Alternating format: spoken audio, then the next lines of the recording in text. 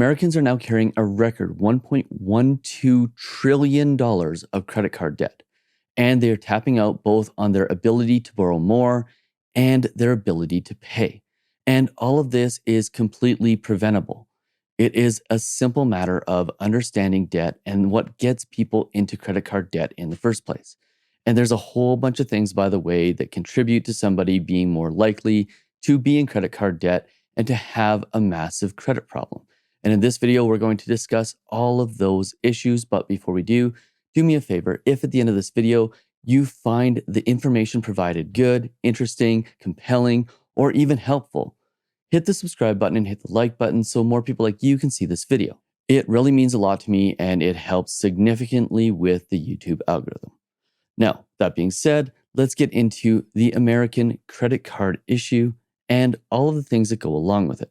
Because like I said in the intro, there are some simple things that you need to understand about money, and it is clear that credit card debt is one of those things that has largely become acceptable by a lot of people in society. And this wasn't always true, but recently it has become even worse, especially among younger generations. So we need to start rethinking how we think about credit card debt and the potential problems that get us into the situation where we have more than we even thought we had, and we find ourselves in a position where we can't pay it. So let's start by looking at some of the numbers. Yes, this is a chart of credit card debt in the US, and as you can see, it is at a record high. But if you take a look at the very top of this chart, what you'll notice is that all of a sudden, the credit card debt in the US is not growing at the same rate that it once was. Now, there's a couple of reasons for this potentially. The first is obviously that as interest rates go up on pretty much all types of credit, yes, interest rates are also going up on credit cards, which means it's getting more expensive, which means people might be less likely to borrow more money or try to have credit card balances that could cause them problems down the road. But there's also some other things more likely to be going on here. The first is simply that Americans are just getting tapped out on the amount that they can borrow. The second is that American credit card companies are becoming less likely to lend money or provide credit to those who are getting very close to not being able to afford it. And that is more likely the cause here is that American credit card companies are realizing that this is starting to become a problem. And as a result, they're getting pickier on the approvals that they are providing to potential borrowers. Either way, regardless of this, we are getting tapped out on the amount of credit card debt that we can carry. And I'll show you a little bit more on this a little bit later on, because it's clear that there are a lot of people who are now getting maxed out on the amount of credit card debt that they can afford. Now, that being said, the share of delinquent credit card users in the US is also rising, which lends to this theory that perhaps the American credit card companies are just shoring up the amount of debt that they are willing to provide. Because as these delinquencies start to go up, that creates more risk for the lenders, and it starts to put the brakes on the amount of money that they're willing to lend. Now, to put this in perspective, delinquencies aren't quite back to where they were during the financial crisis. In fact, historically, the delinquencies are still quite low. But that's not the major problem here. The major problem is the fact that these delinquencies are becoming more of a problem. The momentum is on the upswing. Things are getting worse, and if this doesn't get stopped and people don't start taking credit cards seriously, especially those in the younger age brackets, it could cause potential problems both for individuals who have too much debt and for the general US economy and the world economy as a whole. And I want to show you a little bit more detail about this because the share of maxed out credit card borrowers is starting to climb. And as you can see, the blue line here represents the maxed out credit card borrowers. So in other words, this is increasing back to pre-pandemic levels. But what's even more worrisome is that the maxed out credit card borrowers carry a significantly larger proportion of the credit card debt than what you would expect. So the red line here represents the balances held by maxed out borrowers. And as you can see, that number is quite high as well. And even though the share of borrowers who are maxed out is declining in the first quarter of 2024, you can see that the amount that they owe is continuing to go up and up and up. So what this means is that there's some change in behaviors here, that people who are maxed out are starting to see that this is potentially a problem and are trying to turn things around. But that doesn't change the fact that even though the number of people who are maxed out is going down slightly, that the balances of the rest of the people who are maxed out is going up. And this makes sense because when you have 25, 26, 27% interest rates, well, your balances are going to continue to grow up. And this creates a vicious cycle where once you get into that maxed out territory, and what I mean by maxed out is that the percentage of your income that can go towards paying your credit cards is significantly higher than it should be. That makes it pretty much impossible to get out of the situation unless you do some drastic things. And I'll get to what those drastic things are a little bit later on. But to give you a little bit of foreshadowing, they include increasing your income and changing your lifestyle substantially. Now, to take this one step further, the higher your utilization rate, the more likely you are to be delinquent. So, in other words, the more you borrow relative to the amount of credit you have available to you, the more likely you are to default. And if you start to push above a 60% utilization rate, the likelihood of you defaulting is going up substantially. And if you're using 90 to 100% of the credit that you have available to you, the likelihood of defaulting right now is over 30%. So take this as a warning sign. If you're getting to the point where you have 60 to 70% or 90% balances on your credit cards, you are in a higher likelihood of defaulting than if you have lower credit card balances. Now, in addition to that, people who are younger and people who are in the lower income categories are having significantly more issues with this and are more likely to be maxed out. Now, it is arguable that the younger generations are maxed out because they have had less education in finances and in how to utilize credit properly. But for the lower income people, this is becoming a problem because as prices go up across the board, they're finding it harder and harder to live. And I understand that this is becoming more and more difficult for people because when everything else is going up in price and you are only making the same amount or a similar amount to what you were previously, it becomes very, very hard to get ahead of credit card debt and stay ahead of it. In fact, the only way to really stay out of credit card debt if you are in a low income category is to do everything you can not to start utilizing it at all. So if you're in a low income category, if you're younger, or if you're both, you need to be cautious about falling into the credit card trap altogether. And if you haven't started utilizing credit cards, the best advice I can give you is to never start.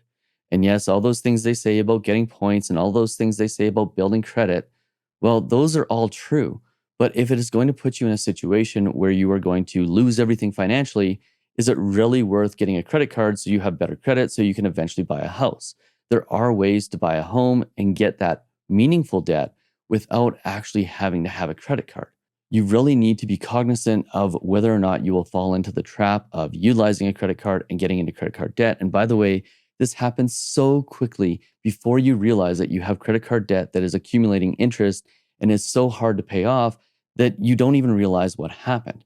And I personally have had this happen to me as well. We put a little bit on a credit card, we think, oh, it's fine. And then the money we expected to come in doesn't come in. And all of a sudden, we're carrying a balance for a month. And then 1 month turns into 2 months, and 2 months turns into 3 months. And instead of doing what we should have done, which was adjust our lifestyle and not spend money that we didn't actually have in the bank account, we just get into the cycle of going higher and higher in debt, which eventually either ends up in not being able to pay it, having to refinance it, or doing something drastic like I've done in the past in order to make more money as quick as possible. Now, there's some things you need to understand here as well about your age, because if you're younger, the likelihood of you being seriously delinquent goes up substantially. In fact, the younger you are, the more likely you are to not only default, but end up in serious delinquency. And I cannot express enough that if you find yourself in this situation, the rest of your life from a credit standpoint and a money standpoint becomes exceedingly more difficult. So like I said previously, the best thing you can do is make sure that you never find yourself in any sort of credit card debt. Sure, get a credit card, but take that credit card, lock it in a vault, and make sure that you never use it unless you absolutely have to. Now, in addition to that, like I said earlier, if you're in the lower income category, again, your likelihood of default goes up substantially. So if you have a desire to be financially free, if you have a desire to do more, if you have a desire not to find yourself in credit card debt, one of the simplest things you can do is start to educate yourself on how to create more money. Now, when I say create more money, what I mean is to create a higher income. And when I say create a higher income, you have to be cautious of lifestyle creep. As your income goes up, there's a tendency to spend more money. And that is where people make their biggest mistakes. They go, oh, now I've got this extra income, so maybe I can buy a little bit more, a little bit nicer things. I'm here to tell you that that is a mistake, and it's a mistake that will cause credit card debt to follow you into the second, the third, and the fourth income brackets. You have to create good habits early on, and that includes when you are in the lowest income brackets. Now, to compound the age issue and the low income issue, the more credit card that you have, again, it goes without saying, the more likely you are to default. So it's important to keep your balances low. And if you're using credit cards for everyday expenses to get points and whatnot, it's important that you never get your balance over $1,000 or $2,000 or $3,000 and that you pay it off every single month. And also, when you are using your credit cards to purchase things that you are going to pay off completely at the end of the month, don't just assume that you're going to have the money at the end of the month. Make sure that every dollar you spend on that credit card is a dollar that you have available to you right now already. Now, there's one other factor that is really surprising to me. If you have both student and auto debt, you are the most likely to be delinquent on credit cards. So, in other words, that thing you got to get you from point A to point B and that education that you got in order to help you make more money makes you more likely to default on credit cards, which to me is mind blowing because having a car so you can get to and from your job and having education so you can make more money are the types of things that should make you, at least in my mind, less likely to default on a credit card. But the reality here is that the more different types of debt you have, the more likely you are to actually get into a financial mess. And if you have only a credit card or you have a credit card and a mortgage, you're actually less likely to default. So the lesson here is really simple. Never borrow any money for anything other than buying a home. The data shows that if you only borrow to buy a home and you never borrow for anything else, you will find yourself less likely to be at risk of defaulting and losing everything that you have. I mean, the data is clear here. So that leads us into a conversation about why consumers are falling behind. Now, there's some things here that make a ton of sense. Obviously, if you have an increase in essential expenses like all of us had over the last couple of years, well, that's going to create a scenario where you may fall behind. Or if you have a job loss or reduced hours at work, that can cause an issue where you need to fall behind as well. Now, here's the thing. The mistake people make is that when their expenses increase, they just assume that they should get to live the exact same lifestyle that they have been living, and they don't adjust. They keep buying the T-bone steak instead of maybe buying ground beef. Or they keep going out with friends and buying drinks at the bar.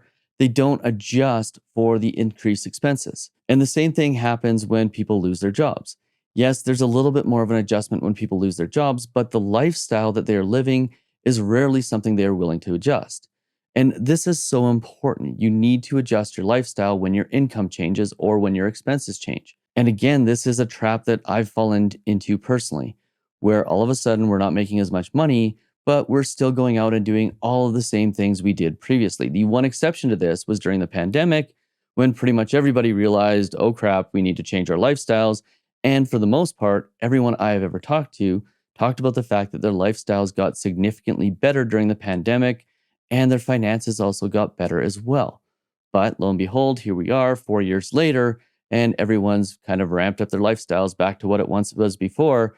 And when their expenses are increasing and their incomes go down, they go, well, I'm just going to continue on, even though they know that they're 100% capable of adjusting their lifestyle for the changes in their economic circumstances. But here's where it gets scary because aside from job loss and increases in expenses, there's some really bad reasons that people start to get delinquent. The first is forgot to pay. I cannot emphasize enough that you should never be in a situation where you forget to pay your credit cards. In fact, the reason why you should never be in that situation is because your credit card payments should be automated. Your banking should be set up in a way that every single month your credit cards are paid off automatically right out of your bank account. And at the very worst, your minimum payment should be automatically made every single month so that you don't find yourself in a delinquency situation. And then there's the interest rate increases that are causing people to fall behind, which again, this comes down to borrowing less and not utilizing credit cards. If you're in a situation where you are having more and more credit card debt, you need to take that credit card, you need to cut it up, and you need to stop using it right now. Because if interest rate increases are the reason why you're falling behind, that is an immediate signal that you need to stop using the credit card so that you don't fall behind further. And then there's the difficulty managing cash flow, which having a budget and not spending more than what you make is the easiest thing ever to do. It's simply a choice. You choose to either do it or you don't. And then the last but not least, which is I didn't want to pay, which is the most ridiculous thing in the world because if you choose not to pay, you're ruining your credit and you're just making all of your problems way worse. Now, this leads us to this whole lifestyle conversation, which I touched on a second ago, because it turns out that those who are the lowest income earners actually are less likely to hold credit card debt. So, in other words, those of us with the least amount of money who have chosen not to take on credit card debt are actually the ones that are best at managing their money.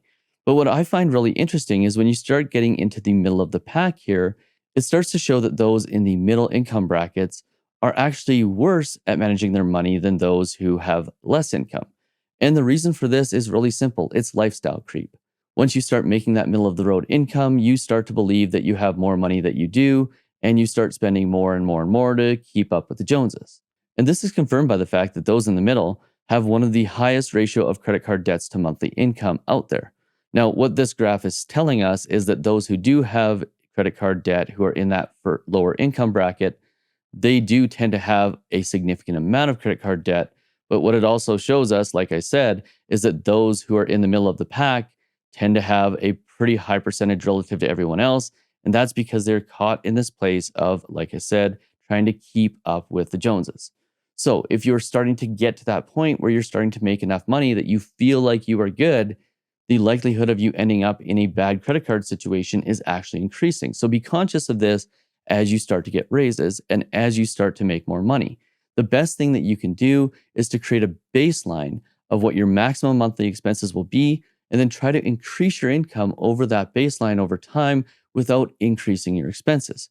Because if you don't, you will fall into this trap where all of a sudden you're making more money, you've got more debt, and you're actually worse off financially. And when you find yourself with those higher levels of credit card debt, you'll also find yourself with increasing interest rates on that credit card debt.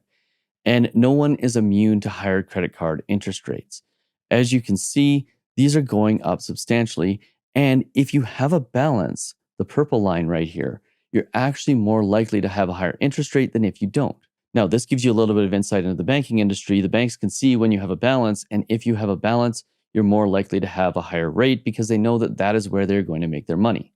If you aren't borrowing anything, it doesn't matter what interest rate they're offering you because if you aren't borrowing, you're paying 0% interest rate because you aren't actually using the credit. But once you start to get into that trap of borrowing, they're going to get you at every possible opportunity. And what you'll notice is it doesn't really matter what type of credit card that you have. If you have a credit card, you're going to have a higher interest rate, especially if you have a balance. And it doesn't matter if you have an airline card, a cashback card, a balance transfer card, the interest rate is going to be high regardless.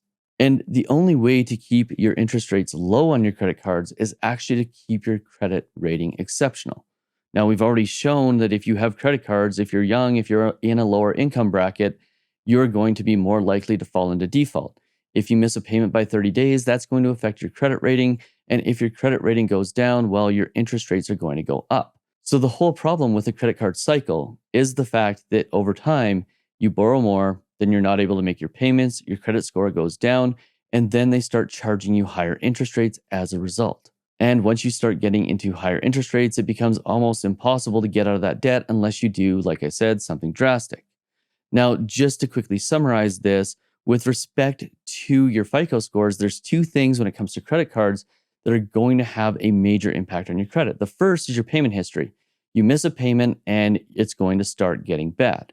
But in addition to that, if you are borrowing a significant amount of the credit that you have available, so you're in that 60, 70, 80%, 90% utilization ratio, that's also going to affect your credit.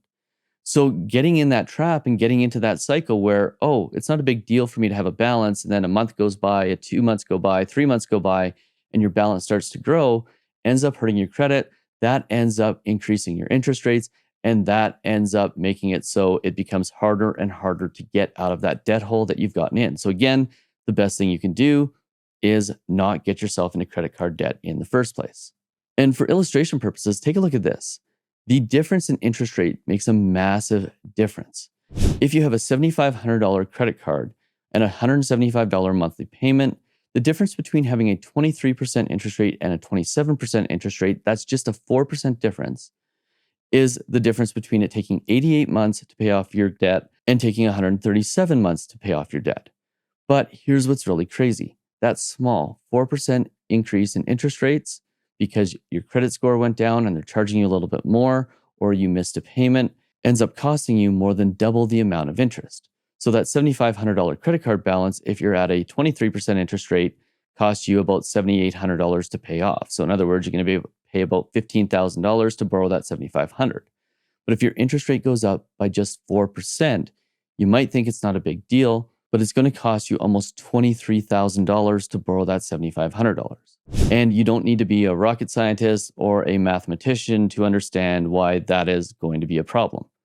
Because if at any point you don't have the income you need to pay off that debt, or things don't work out the way you expected when you borrowed that $7,500, you're pretty much screwed. So in order to make sure that our $7,500 problem doesn't turn into a $23,000 problem, there's some things we need to understand about the risk factors, and there's some things we need to understand about actually paying off debt. So with respect to the risk factors, you need to understand that the lower your income, the more likely you are to default.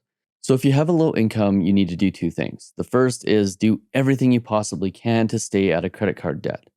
And a lot of that is going to mean that when your expenses increase, you do everything to cut down on the amount of things that you're buying. The second thing that you need to do, if you have any desire whatsoever to succeed financially, is to start doing everything you can to educate yourself on how to make more money. And that could mean starting a side hustle. It could mean improving your skills. It could mean working more hours. But increasing your income is the number one factor that will prevent you from actually getting into credit card debt and finding yourself delinquent. In addition to that, you also need to understand that the younger you are, the more likely you are to default because nobody's ever really taught you how to manage your money. And I hate to say it, but you learn nothing about managing your money in school, which means it is completely and 100% your responsibility. And unfortunately, this is one of those things that is caught, not taught. And in all likelihood, if you had parents that were poor at managing their money, the habits that you grew up with will more than likely be the habits that you start with. And it is up to you to break free of those habits. And if you're both in the lower income category and you're younger, you're exponentially more likely to find yourself in credit card debt, which means you just need to do everything you can to avoid credit cards altogether. Now, the more other loans that you have, the more likely you are to default as well. Car loans are the thing in the US that is absolutely killing more wealth than anything else. And in addition to that, student loans are clearly correlated with people finding themselves in debt as well, which is so surprising to me because if you have student debt, that means you're getting educated, which means you would think you'd be more likely to understand that credit cards are a bad thing. But for whatever reason, those other debts lead you to be more likely to default on credit card debts, which means you're more likely to default on all the other ones. So be conscious of that if you're borrowing for school or you're borrowing to buy a car. It is my belief that nobody needs to borrow to buy a car ever. You should be able to save up over the course of a year enough money to buy a decent car to get you from point A to point B, and buying a $50, $60, $100,000 car and borrowing at $1,000 or $2,000 a month payment is absolutely ridiculous. And last but not least, the lower your credit score, the higher rates will be, and the higher your rates will be, the worse your problem will become. So you have to stay out of credit card debt to make sure that you don't default so that you don't end up having to pay significantly higher interest rates on the balances that you carry. Now, let's get into how to get rid of credit card debt altogether. So first, understand that if you have debt, you will always be a slave to it. Some people say that money is the root of all evil. I don't believe that. I believe that debt is the root of all evil. And debt creates desperation, and desperation creates stress, and stress creates all sorts of bad things in your life. So when you go to fill out that credit card application, understand that what you are doing is you are agreeing to become a slave to the lender in the event that you borrow the money.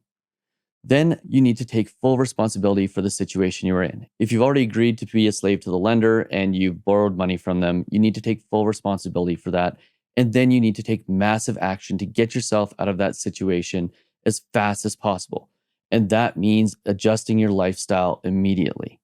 Yes, it's not going to be fun for the next little while, but I guarantee you that if you get out of credit card debt, your life will be substantially better than if you remain in credit card debt and don't adjust your lifestyle right now. And then you need to immediately commit to setting aside 20% of your income until you pay off your debt. Now, this means you're not going to have a lot of money for other things, but that's what adjusting your lifestyle is all about. And if you set aside 20% of your income to pay off that debt, for most people, you'll be able to get out of debt within 6 to 18 months. Now, if you have a good credit score and you haven't missed a payment yet, it can be a good idea to open up a new card that has a zero balance transfer option. I just did some research on this, and there are cards out there that will allow you to transfer a balance for up to 18 months at 0% interest rate. Now, the key thing here is you never use that credit card for anything other than the balance transfer, and you take that 20% of your income to pay off the debt, and you start applying it to that 0% balance transfer card as soon as humanly possible. And again, if you need to adjust your lifestyle to do this, which you obviously need to do because you've already found yourself in debt, just do it. It's going to be hard, it's going to be difficult, but it's only for a short period of time.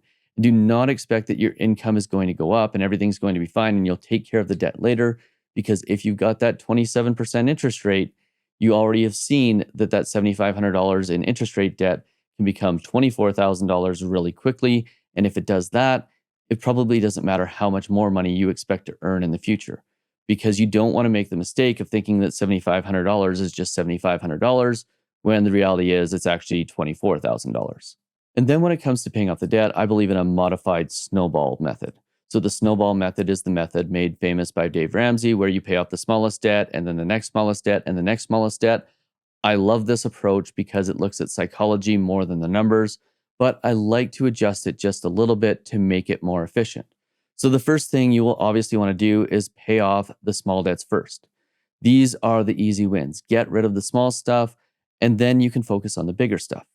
Now, with the bigger stuff, you want to start looking at things that will free up the most cash flow first. So let's say you have two loans. One's a car loan and one is credit card debt. Let's say the balances are $5,000 on both. Well, which one should you pay off first? Some might argue that you should pay off the one with the highest interest rate first because that is the one that's going to be accumulating the most interest. But let's say you're reasonably certain that you can get that car loan paid off pretty quickly. Well, if we assume that it's got a massive payment relative to the amount of interest that you're accumulating on the credit card payment, if you can free up the cash flow by paying off that car loan first, it makes sense because freeing up that cash flow will allow you to pay off the credit card even faster. And then when you look at the other debts, once you've eliminated all the small ones and the ones that have the potential to free up a bunch of cash flow, then you want to look at paying off the highest rate debts first. Get rid of the ones that are charging you the most money and do that as fast as humanly possible. And if you follow those steps, you should be able to get out of debt really, really quickly. Now, obviously, those are the key pieces when it comes to paying off the debt. But as we talked about earlier, the lower your income, the higher the likelihood of you being at risk. So another major factor here is to start increasing your income as fast as possible as well, so that it makes it easier to put 20% aside so that you can pay off your debt quickly. And that means biting the bullet for 6 to 18 months, working longer hours, trying to get a raise, finding a new job that pays you more money, or starting a side business where you aren't buying a bunch of stuff in order to fund the business, but a side business that allows you to make money quickly with things that you already have and not a ton of capital outlay.